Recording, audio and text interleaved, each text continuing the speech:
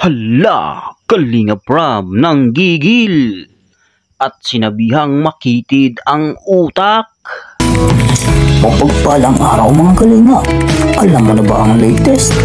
Tara, ating alamin. Pero bago ang lahat, paki-subscribe mo muna ang aking munting channel, pati na si Kalinga Prab at Kuya Bal Santos. Maraming salamat po. Mga kalingap, isang nakakagulat na balita patungkol sa kalingap ang ating napag-alaman. Ito'y nangyari habang naka-live si Kalinga Prab. Pero bago ang lahat, ay pag-usapan muna natin ang patungkol sa mga beneficiary o ang mga Kalingap Angels. Ang mga Kalingap Angels ay sila yung mga beneficiary o mga tinutulungan ng Kalingap. Alam naman natin na merong mga beneficiary na halos wala na talagang nag-i-sponsor sa kanila. At tanging ang personal na lang nakita ni Kalinga Prab mula sa kanyang YouTube channel ang kanyang binibigay upang may allowance ang beneficiary na walang sponsor. Meron din namang mga Kalingap Angels na grabe, sobrang dami na mga sponsors at mga big time pa talaga kapag nagbigay sa kanilang iniidolo o pinag-i-sponsoran ay sobrang laki. Kaya hindi maiwasan ng iba na makaramdam ng pagkainggit o naaawa sa kanilang mga sarili. Kasi kahit pare-pareho lang naman silang deserve tulungan, pero yung ibang sponsor ay sobra-sobra naman ang binibigay sa kanilang iniidolo. Kaya yung iba nagmumukha tuloy kawawa at napapalunok laway na lang.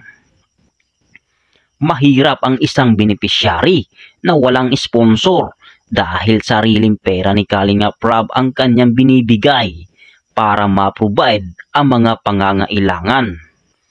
Kagaya na lang ni Joy na isa sa pinakamatagal na Kalingap Angels mula noon hanggang ngayon ay walang katapusan ang mga nagpapahatid ng tulong para kay Joy Diwata. At ngayon ay dito na natin tatalakayin ang pinakaugat ng ating kwento na kung saan si Kalinga Prab ay nanggigil at may sinabihang makitid ang utak. Sa part na to ay dito napapasok kung gaano ba talaga kahalaga ang sponsor sa isang beneficiary, lalo na ang pagkakaroon ng love team nila. Dahil kapag may love team ay mas marami ang mag-i-sponsor. Gaya na lang nila ni Carla, Viance at Joy.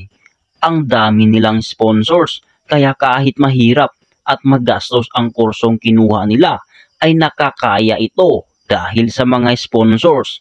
Kaya malaki talaga ang naitutulong kapag may ka-love team ang isang Kalingap Angels o beneficiary.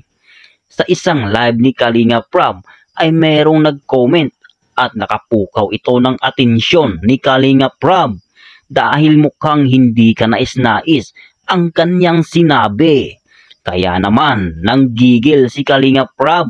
Narito ang sinabi ng isang viewer. Pero dapat huwag ipaligaw sa Eden sa kasama nyo. Di po tinutulungan na tinitake advantage yun na. Ay di naman po yan pinapaligaw. Yun po ay love team lang po yun.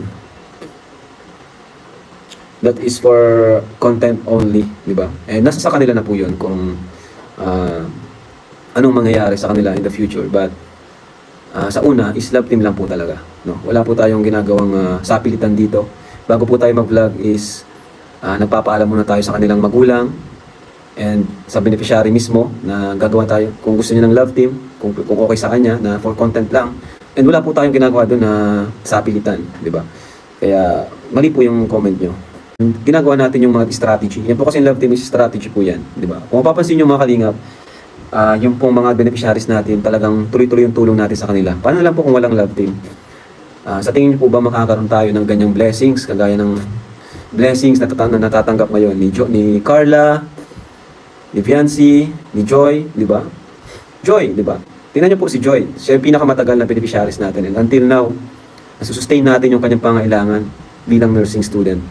sobrang mahal po ng nursing student mga kalingap. Kaya sa mga makikitid ang utak na hindi po alam ng ating ginagawa. At sa tingin ko, di naman po talaga sila viewers para mag-comment ng gano'n. Kasi kung talagang sinusubaybay nila ang ating mga upload, doon nila ma-realize na nasa tama yung ating ginagawa. Ayan. Wala po tayong take advantage dito kasi tayo po ay nagpapaalam muna at nirespeto natin ang kanilang desisyon. Like Dara, di ba? Si Dara, tinanong ko siya kung gusto niyang love team and ang sagot niya is ayaw na muna niya. And nirespeto po natin yun, di ba? Pero tuloy-tuloy pa rin po yung tulong natin kay Dara. Anong masasabi nyo mga kalingap? I-comment mo lang sa baba ang gusto mong sabihin at ating babasahin isa-isa. Maraming salamat po. To God be the glory.